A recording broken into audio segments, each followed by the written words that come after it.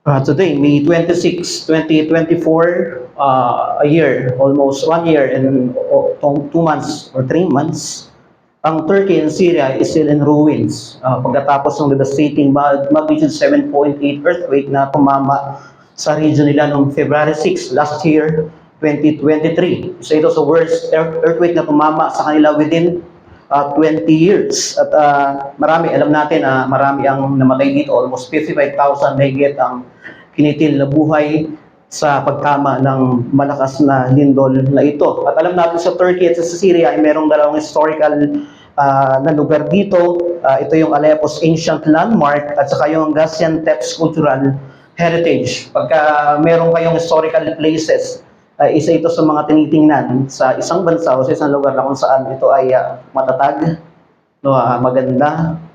At kung titingnan natin, hindi lang naman sila, maraming mga bansa ang merong mga ganitong klaseng mga lugar na kung saan ay tinitingnan ng maraming tao bilang matatag, matibay, at napakagandang mga lugar na pwede nilang puntahan. At hindi lang yan, ang mga historical places na ito ay minsan nagpapakita ito ng tatag ng ekonomiya ng isang bansa at ang relasyon nito sa mga mamamayan ng isang bansa.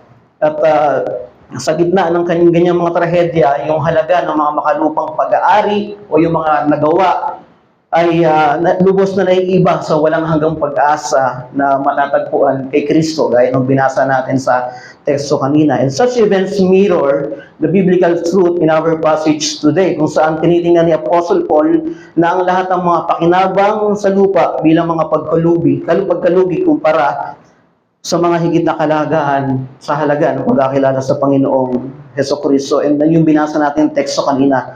Pero gusto kong tingnan natin yung pinakang main text natin sa Philippians chapter 3 verse 8. Kung maaari po tayong tumayo at muli nating basahin yung Philippians chapter 3, yung verse 8 lang mismo. Philippians chapter 3 verse 8.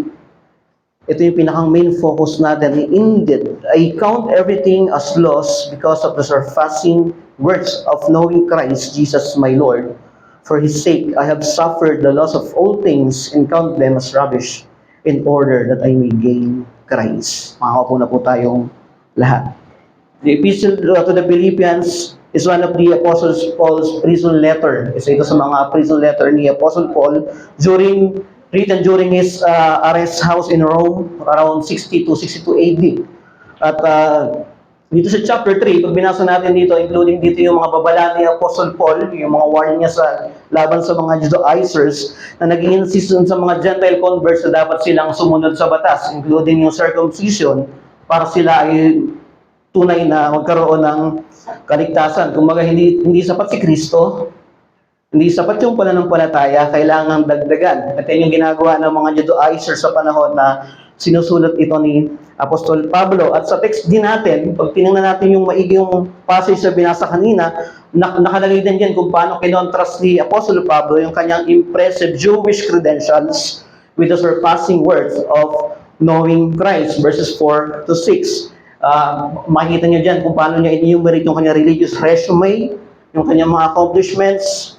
But pagdating dun sa verse 7 to 8, sabi niya doon, di-declare niya that everything is lost compared to the value of Christ. Ginamit ni Paul yung term na knowing Christ. Yung word na knowing Christ, nagsasabi ito ng higit pa sa intellectual na pag-unawa. It encompasses intimate and experiential knowledge of Christ. Kahit hindi mga Kristiyano, kahit hindi mga mananampalataya, pag tinanong mo sila kung kilala nila si Jesus, sasabihin nila, kilala nila si Jesus. Pero ang ibig sabihin dito ni Paul, it is something na hindi lang basta intellectual na pagkilala kay Jesus. It is something na mayroong ugnayang totoo, union, pagkakakilala ng malalim at lumalagong pagkakakilala sa Panginoong Hesukristo. At para kay Apostol Pablo, ang hindi nasusukat na halaga ng pagkilala kay Kristo ay higit sa lahat ng anumang pagsisikap ng tao. In the word rubbish doon sa Greek na eskubala or dung, nagbibigay sa original na Greek nito, it conveys the idea of something worthless and offensive. At para kay Apostol Pablo, ang binibigyang din niya rito na ang pinakamataas na halaga ng pagkakilala kay Kristo ay higit sa lahat ng makalupang pakinabang at tagumpay. Mamaya, titingnan natin ano ba yung gustong bigyan din dito ni Apostol Pablo. And this is my message this dapat afternoon, but this morning this is my message. Worldly achievements as well as their losses serve as a means to surpassing work of knowing Christ. Worldly achievements as well as their losses serve as a means to surpassing work of knowing Christ. Ang mga makamundong tagumpay, maging ang kanilang mga pagkalugi o pagkawala ay nagsisilbing paraan para sa higit na kahalagahan ng pagkilala kay Kristo. Hindi lang ito sa panahon na may tagumpay, hindi lang ito sa panahon na marangya ka, marami kang kayamanan, kundi sa panahon ng pagkalugi o sa panahon ng pagkawala ay pareho dapat na mas nakikita natin ang halaga ni Kristo sa dalawang karanasan na sinasabi ni Apostol Pablo. Yung mga material na pakinabang at pagkalugi ay natatabunan ng walang katulad na kayamanan na matututusan lamang sa isang malalim na relasyon sa Panginoong Hesukristo. At maging yung mga pagbagsak, mga panahon ng pagkalugi, ito ay landas kung saan nagiging paraan din ng Diyos para mas mapalapit ang isang Kristiyano sa Panginoong Hesukristo. And there are two implied truths that I want to discuss this morning. First is knowing Christ of earthly achievements, and second is knowing Christ even the loss of all things. Knowing Christ of earthly achievements, pagkilala kay Kristo, higit sa makamundong tagumpay, at yung pangalawa ay pagkilala kay Kristo, maging sa pagkawala o pagkalugi ng lahat ng bagay. So, earthly achievements, while not inherently evil, can become idols if valued above Christ. Kung ito yung mga achievements natin, yung mga naabot natin, bagamat hindi ito evil in itself, pwede itong maging idolo o pwede natin gawing mas mataas pa ng higit sa Panginoong Hesukristo. Kinonsider ni Paul yung achievements as rubbish. Doon sa text natin, binanggit na yan. Compared to knowing Christ, ibig sabihin yung mga naabot niya, yung mga achievements niya, kung ikukumpara sa pagkakilala sa Panginoong Hesukristo, it is rubbish. Alam mo ba yung ginamit na term dito ni Apostol Pablo sa salitang Griego na skubalon ay isang beses nang ginamit dito sa New Testament. Dito lang ito ginamit. Alam, yung sa most ancient cities, ang mga lugar ng kagaya ng Jerusalem, meron silang basurahan. Ang tawag sa atin sa ngayon, sa bawat syudad, meron silang isang malaking basurahan kung saan doon itinatapon yung mga basura nila. This same imagery na ginamit ng Panginoong Jesus sa Matthew chapter 5:22 and Matthew 10:28, ginamit ng Panginoong Jesus yung term na Gehenna. The valley used for trash and filth outside of Jerusalem. And now Paul is describing his great noteworthy human achievement using the words ginamit yung salitang pinakang pangit para lang mailarawan niya yung gusto niyang sabihin doon sa kanyang mga audience. At para kay Apostol Pablo, si Kristo, yung pinakang higit sa kanya, and everything else was utter garbage, basura. Lahat ng tinapos si Apostol Pablo, lahat ng meron siya, lahat ng achievements na meron siya, kung ikukumpara, sabi niya, sa pagkilala sa Panginoong Hesukristo, ito ay basura. Yung magandang tinapos si Apostol Pablo, yung magandang credentials niya, pinakita diyan kanina sa text natin, kung ikukumpara sa pagkilala sa mayamang Hesukristo, sabi niya, it is garbage. Basura. Pwede magmalaki si Apostol Pablo bilang isang Hudyo. Pwede ipagmalaki yung kanyang ancestry, yung kanyang achievements, yung kanyang pag-keep ng mga batas. Pero ibinilang niya ito na isang pagkalugi o kawalan pagdating sa pagkilala sa Panginoong Hesukristo. Hindi naman masamang ipanganak na Israelita. Hindi naman masamang ipanganak na ikaw ay nasa isang kilalang lahi. Ganon si Apostol Pablo. Tinuri siya ng ika-8 araw. At pagdating sa batas, sabi, walang maikukumpara sa kanya sa pagsunod. Kumbaga, kung pagdating lang din sa seal, ang passion niya sa pagsunod sa Diyos, number 1 siya sa kategorya na yan. Parang sa panahon natin, wala namang masama na magkaroon tayo ng magagandang achievements, magandang tinapos, magandang trabaho, magandang pamilya, magandang hanap buhay, magandang posisyon sa mga pinagtatrabahuhan natin, magandang income. Lahat yan ay good things. But good things, if viewed as a means of gaining favor with God, become poisonous for our relationship with Christ. Lahat ng mabubuting bagay na yan, lahat yan maganda. Lahat ng nakikita nating maganda, if we viewed all those things as a means of gaining favor with Christ, isa itong lason, nagsisilbing lason sa pagkilala natin sa Panginoong Jesucristo. Nagpatuloy si Apostol Pablo na kung ibibilang niya yung kanyang mga good works, kung ipapantay niya yung kanyang mga mabubuting gawa sa pagkilala sa Panginoong Jesucristo, sabi niya doon, isa itong basura. Wala itong kwenta, wala itong halaga.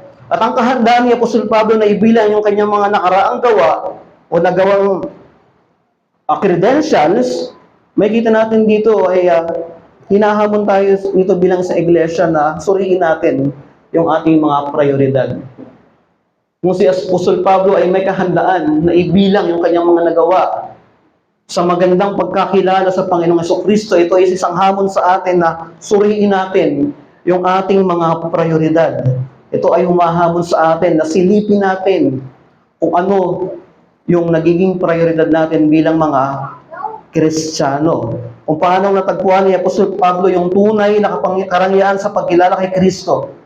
Sa atin bilang mga mananampalataya, ipinapaalala nito na ang ating sukdulang kasiyahan ay matatagpuan kay Kristo lamang.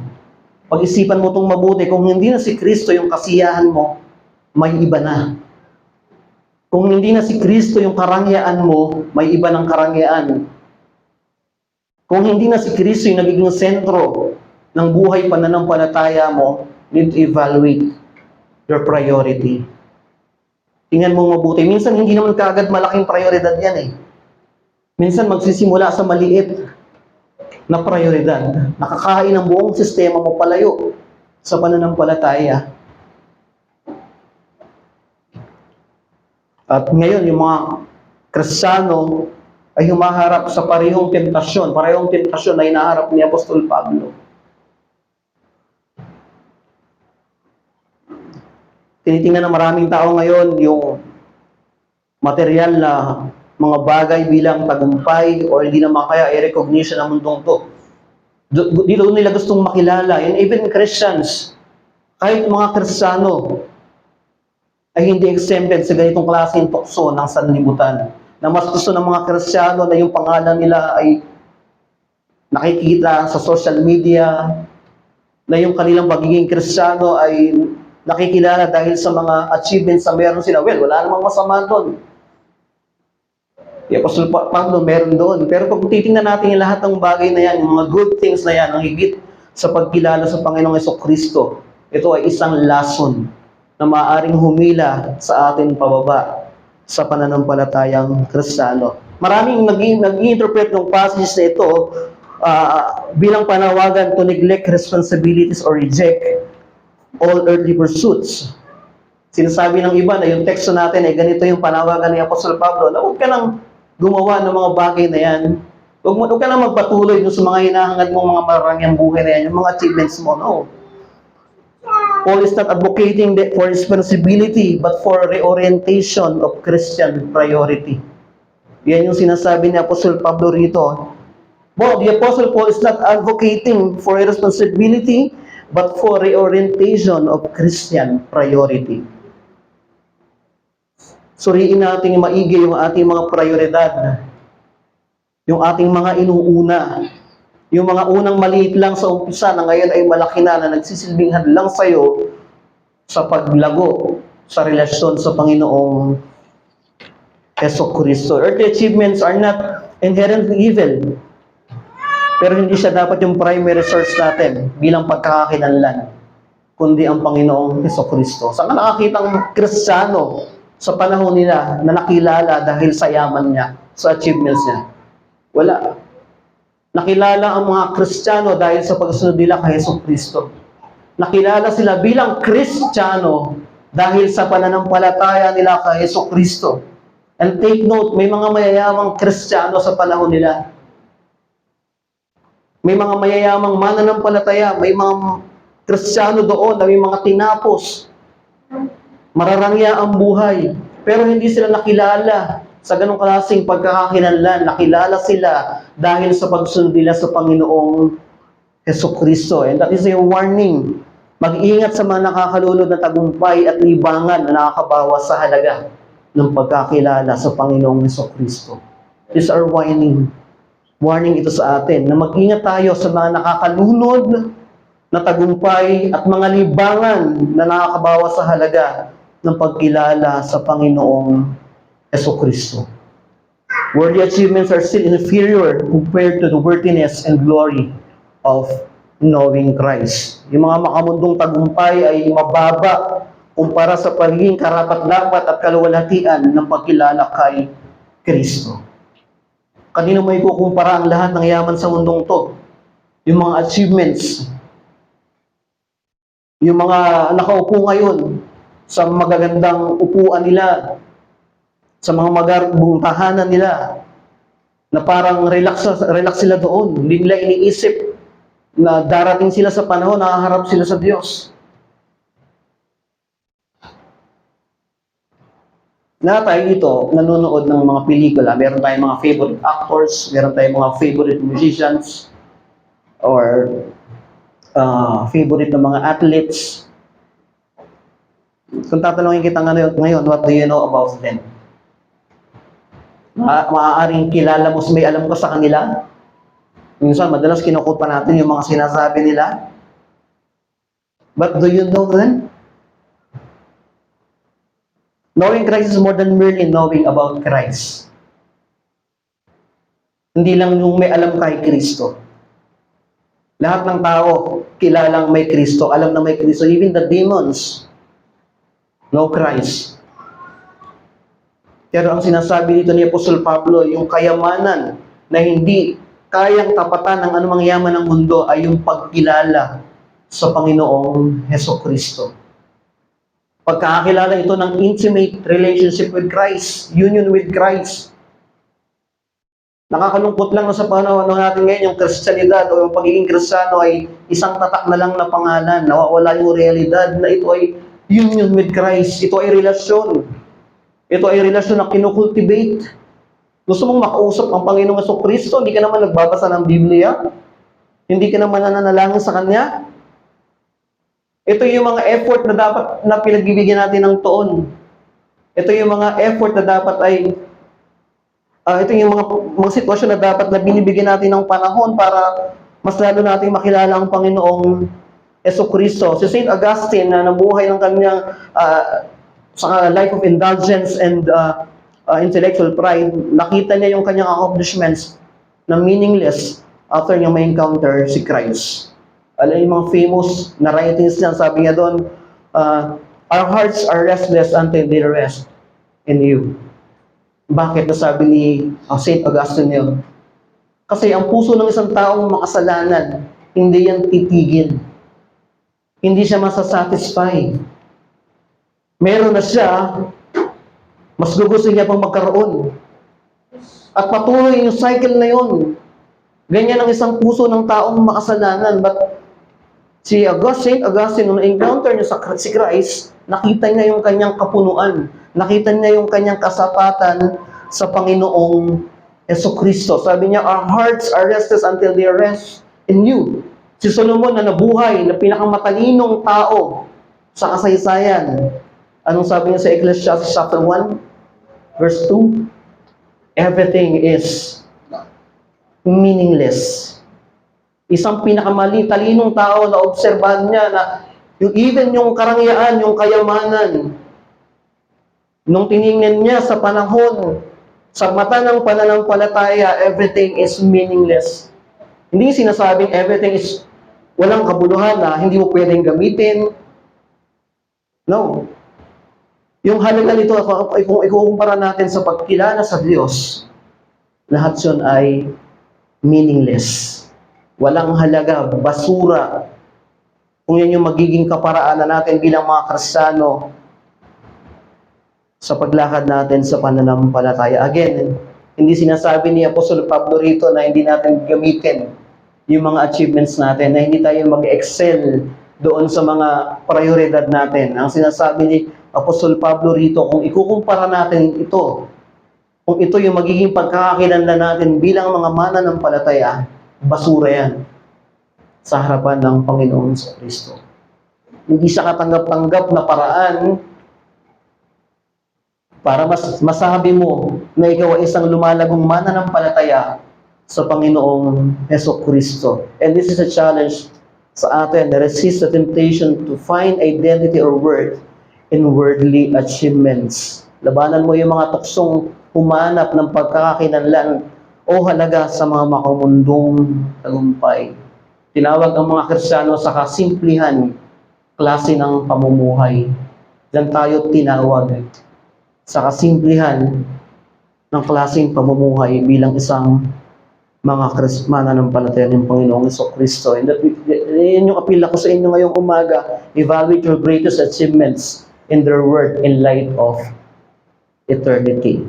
Evaluate your greatest achievements in their work in light of eternity. Number 2, knowing Christ even the loss of all things. Ang pagkilala kay Kristo ay kadalasan na nakapaloob dito yung sakripisyo. Di ba, pagka makakilala tayo sa Panginoong Jesus, there are times na nasa-sacrifice tayo. Or even, merong nawawala sa atin. Or minsan, nalulugi tayo. Ngunit itinuturing itong pakinabang ni Apostol Pablo sa liwanag ng walang hanggang pananaw. Tinuturing ito ni Apostol Pablo na isang liwanag ng walang hanggang pananaw. Na-experience si Apostol Pablo ang kawalan for the sake of Christ. At alam niyo ba na sa tagpong ito ay na-highlight dito yung paradoxical nature of Christian life? Pinapakita ni Apostol Pablo doon sa verse 8, in-acknowledge niya yung realidad ng pagkalugi o pagkawala ng mga bagay. Minsan kasi meron tayong kaisipan bilang mga Kristiyano na pag Kristiyano na tayo, pag sumunod na kay Kristo, hindi ka na maghihirap. Na yung buhay mo ay sobrang smooth, na parang wala ka nang naranasin paghihirap o problema. Hindi ganyan ang klaseng Kristyanismo na itinuturo ng Biblia. Maraming mga ngaral ngayon na ganito yung pinapangaral, ginagamit yung pulpito para kilitiin yung pandinig ng maraming tao na sumunod ka kay Kristo, pagpapalain ka. Sumunod ka kay Jesus, gagaling ka. Sumunod ka kay Jesus, mawawala yung problema mo. Ganyan ba yung nangyari sa mga Kristiyano? Sa bagong tipan? Ganyan ipinapakilala ngayon ang Kristyanismo sa mga maraming pulpito. Pero hindi ganyan ang sinasabi ni Apostol Pablo. Kinilala niya ang realidad na maging pag ikaw ay Kristiyano na sumunod kay Jesus, merong mawawala sa iyo, may panahon na malulugi ka. Yung word dito na loss, it's just an accounting idea. This portrays profit and loss. Yung kanyang kinita at yung kanyang kinalugi. Yung kanyang pagkalugi. Parehong ipinakita ni Apostol Pablo dito sa talata natin. And the word all things means all human attainments. Lahat ng meron si Apostol Pablo, isang matalinong tao, isang makapangyarihang tao, kung ikukumpara sa pagkilala sa Panginoong Jesucristo, sabi niya lahat yung yun ay rubbish. Nalugi siya. Nawalan siya. May mga parts of scriptures kung saan parang nagrereklamo si Apostol Pablo. Nakaranas siyang masaktan, nakaranas magutom, nakaranas ng hindi maganda pagtrato dahil kay Kristo. Pero sinabi niya bang, nalulugi yata ako nung sumunod ako kay Kristo? Hindi. Kundi naging paraan ito ng mas paipakita niya ang kagandahan ng pagkilala sa Panginoong Jesucristo. Dalawang beses tumibas yung word na yan sa verse 8 at isang beses lumabas sa verse 7. Nirecord ni Paul kung ano yung kanyang na-gain at yung kanyang na-loss.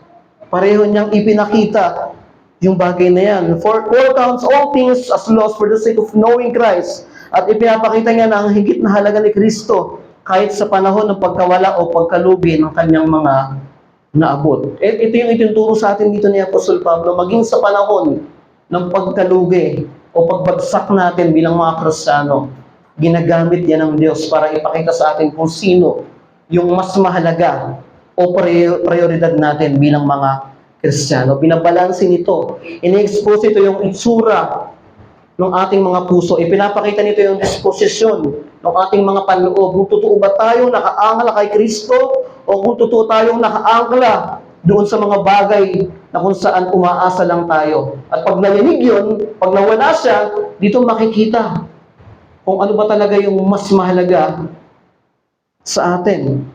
Some may interpret this to mean that suffering and loss are inherently desirable. Na parang pag nag-suffer ka ng pagsunod kay Kristo, yun yung tunay na pagiging Kristiyano. Na parang pag naghihirap ka, that is Christianity. Hindi ganyan yung sinasabi ni Apostol Pablo. Isang maling kaisipan din na isipin na pag sumunod ka kay Kristo, puro paghihirap na lang. Puro suffering na lang. Kita niyo yung sobrang gandang pagbabalanse ni Apostol Pablo sa teksto natin. Paul is saying the surpassing value of Christ na pag ikaw ay dumaan sa ganitong mga klaseng suffering, nandun yung endurance. Ginagawa niyang matyaga at makabuluhan ang mga pagkawala ng bagay na meron ka. Nagiging endurable yung pagkalugi mo o yung mga bagay na sa tingin mo ay nawawala sa iyo. Sabi ni Apostol Pablo, when suffering comes, ang mga Kristiyano ay mas makakahanap ng malalim na halaga dahil kay Kristo. Dahil sa Panginoong Jesucristo. And this is the warning for us also. Beware of despairing over worldly losses rather than finding comfort in Christ. Mag-ingat ka. Mag-ingat tayo sa kawalan ng pag-asa sa makamundong pagkalugi sa halip na makahanap ng kaaliwan kay Kristo. Sa panahon ng pagkalugi, pagbagsak, kanino mo hinahanap yung kaaliwan mo? Kanino mo to tinitingnan? Kanino mo siya sinusukat? Maraming mga Kristiyano akong kilala nung sumunod sila sa Panginoong Jesucristo, sa tingin nila na ay parang nalugi sila dahil sumunod sila kay Jesus. Hinahanap nila yung comfort sa ibang bagay. Hinahanap nila yung comfort sa ibang tao. Imbis na lumapit kay Kristo, sumasama yung loob kay Jesus. Lumalayo sila sa Panginoong Jesucristo.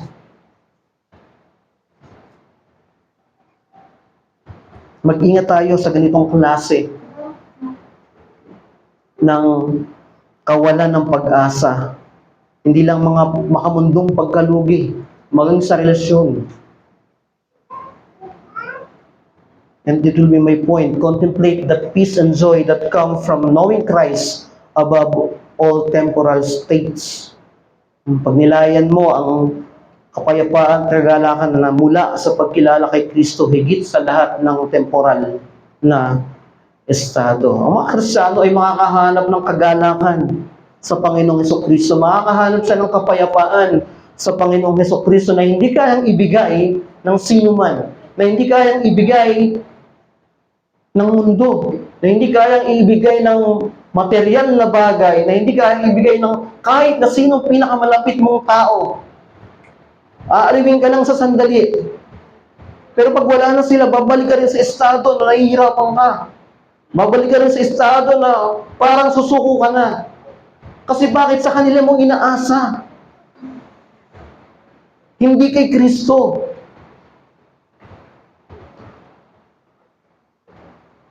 Find comfort and joy knowing that even amidst of loss and hardship, Christ remains our greatest treasure and source of fulfillment.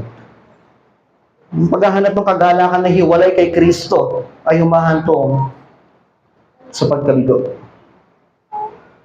Ulitin ko, yung paghahanap ng kagalakan na hiwalay sa Panginoong Hesukristo. Kung ikaw ay Kristiyano na, ay humahantong madalas sa pagkabigo. May mga Kristiyanong nawalan ng trabaho. May mga Kristiyanong may karamdaman. May mga Kristiyanong merong relational breakdown. May mga Kristiyanong nawalan ng mahal sa buhay.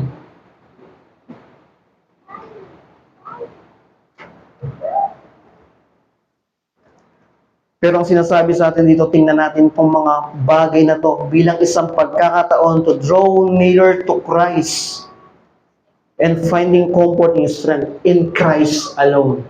Kay Kristo lamang. Alam niyo ba, mayroong isang doktor na si Dr. Helen Rosebeer. Siya ay tinawag na a woman of whom the world was not worthy. Isa siyang English missionary to Congo. Hindi maganda yung nangyari, yung karanasan niya bilang isang doktor at missionary sa Congo. Tumating sa panahon na sinunog yung kanilang mga ospital at ang pinakang worst experience dito siya ay pinagsamantalahan, tinorture. Paulit-ulit, pag binasa niyo yung biography ng taong ito, mamamangha kayo. Hindi mawawala sa kanya yung pagdududa sa Panginoong Hesukristo. Pero sa gitna ng pangyayaring yan, sa gitna na kung saan sila ay tinutorture at nakakulong, ito yung sinabi niya na sobrang humamon sa akin. God never uses a person greatly until He has wounded him deeply. The privilege you offer you is greater than the price you have to pay. The privilege is greater than the price.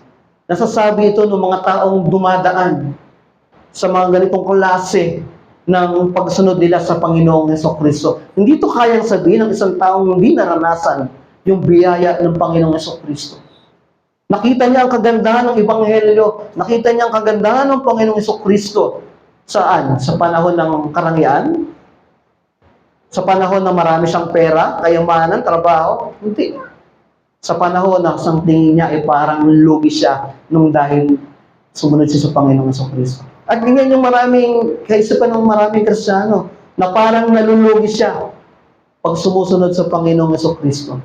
Hindi niya nakikita yung ganda at kahalagahan ng pagkilala sa Panginoong Hesukristo.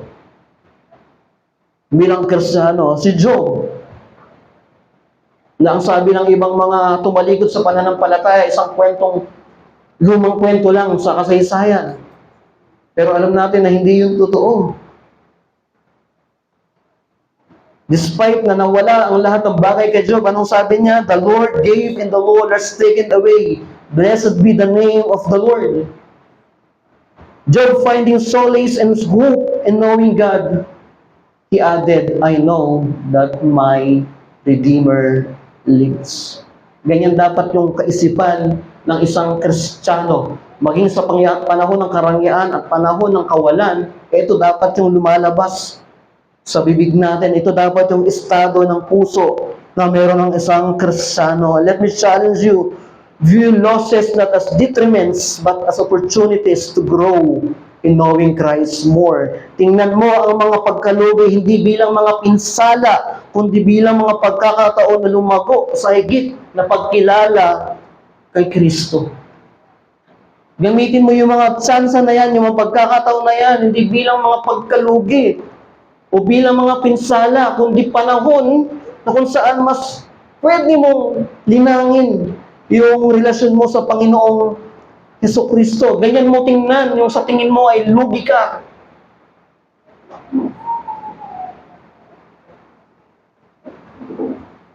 Lumago ka sa pagkilala sa Panginoong Hesukristo, even in the middle of losses, pain, sickness. Gawin mo yung hagdan to grow more deeply, to know more Christ. Sinabi sa Hebrews 4:15 na nakiking simpatya siya sa mga mananampalataya. Alam niya kung ano yung nararamdaman ng bawat isa sa atin. At kung i-restate mo yung Hebrews chapter 4 verse 15, Jesus actually understands the weight of our temptation better than we do.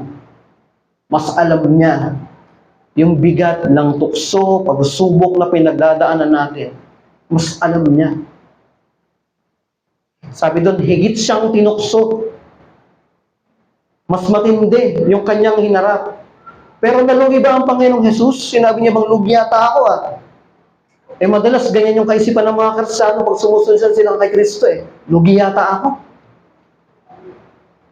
Parang puro lang si Jesus, puro na lang si Jesus, puro na lang church, puro na lang Biblia. Bakit sinumbat ang kabali Kristo nung nagpunta siya sa krus ng Kalbaryo para tubusin niya sa kasalanan mo? Sinabi niya ba yan sa'yo na ganyan? Na parang lugi ba siya nung nandun siya sa krus ng Kalbaryo? No. Ang sabi doon, it is finished. Tinapos niya yung mabigat na tungkuling dinaanan niya. Hindi siya nagreklamo na parang susuko siya. Hindi siya nagreklamo na nakatingin para lang sa sariling niyang kapakanan. Nakatingin siya dun sa pangako ng Ama, nakatingin siya dun sa mangyayari sa hinaharap. Tinitingnan niya yung mga mananampalataya na makakasama niya sa kanyang muling pagbabalik. At tayo bilang mga Kristiyano, dapat dun tayo nakatingin sa muling pagbabalik ng Panginoong Jesucristo. Dumaranas ka man ngayon ng karangyaan, marami ka man ngayong kayamanan, nawa ay magtumulong yan sa'yo na mas lalo mo makilala ang Panginoong Jesucristo. Dumadaan ka ba sa mga pagdurusa? May karamdaman ka ba? Nasasaktan ka ba? Wala ba nakakaintindi sa'yo? Gamitin mo yan para mas lalo mong makilala ang Panginoong Jesucristo. Sa dalawang mukha ng realidad niyan bilang Kristiyano, gamitin mo yan para mas lalo mong makilala ang Panginoong Jesucristo. Ang Kristyanidad ay hindi lang tatak ng isang pangalan. Ito ay isang relasyon na hinihinang, inuhubog. Lumago tayo na hindi lang is fulfilling. Sikapin natin yung mga spiritual, yung mga graces na binibigay sa atin ng Diyos para lumago tayo sa pananampalatayang Kristiyano.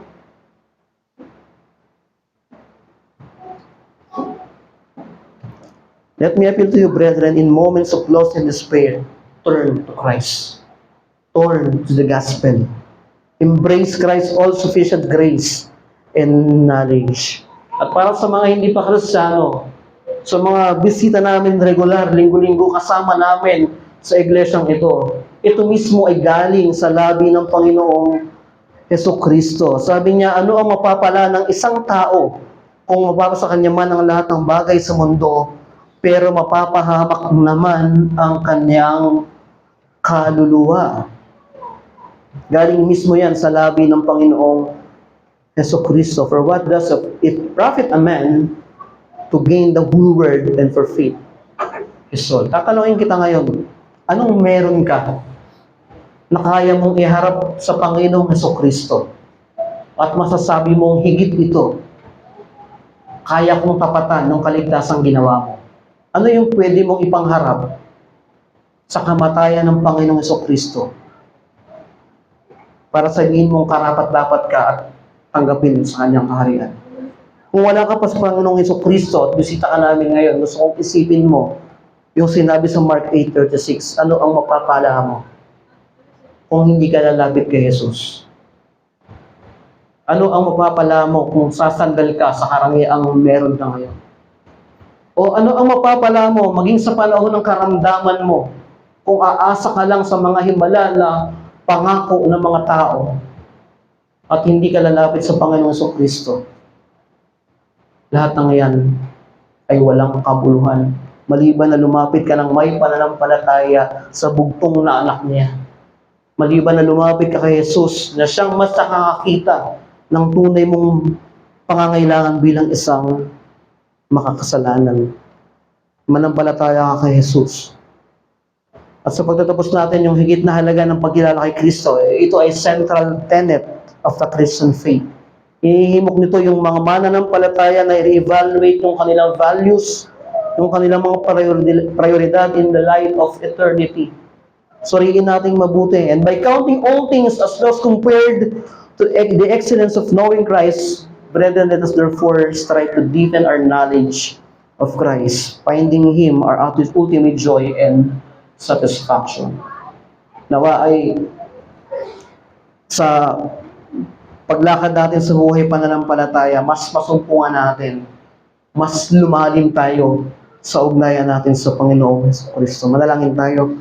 Dakilang Diyos, alam namin na limitado yung aming kakayahan na maunawaan ang aming union kay Christ. Pero salamat dahil sa Ebanghelyo ay pinapakita nito yung mga ilustrasyon, mga katotohanan na pwede namin panghawakan na anumang pinagdadaanan at meron kami ngayon kung ikukumpara sa pagkilala sa bugtong mong anak ay basura kung dito kami mananangan. Dalangin namin na patuloy mo kaming tulungan sa kapangyarihan ng Banal na Espiritu Santo na linangin namin ang aming relasyon sa Panginoong Kristo, hindi lamang base sa intelektual naming kaalaman, hindi lamang base dahil sa sinasabi ng aming mga labi, kundi maging totoo ito sa aming mga damdamin. Suriin mo yung mga puso namin, O Diyos, kung ikaw ba ang prioridad nito, kung ikaw pa rin ba ang naghahari sa buhay namin, o natutokso na kaming ikompromiso yung buhay pananampalataya namin ng dahil sa tagumpay at mga palakpak ng sanlibutan ito. Dalangin namin, O Diyos, maging sa panahon ng pagkalugi at pagbagsak namin, maluwalhati ka, masabi namin ang karangalan, kagandahan ng Ebanghelyo nang dahil sa lumalalim na pagkilala namin sa Panginoong Kristo. Salamat, Ama, dalangin namin ito sa pangalan ni Jesus. Amen.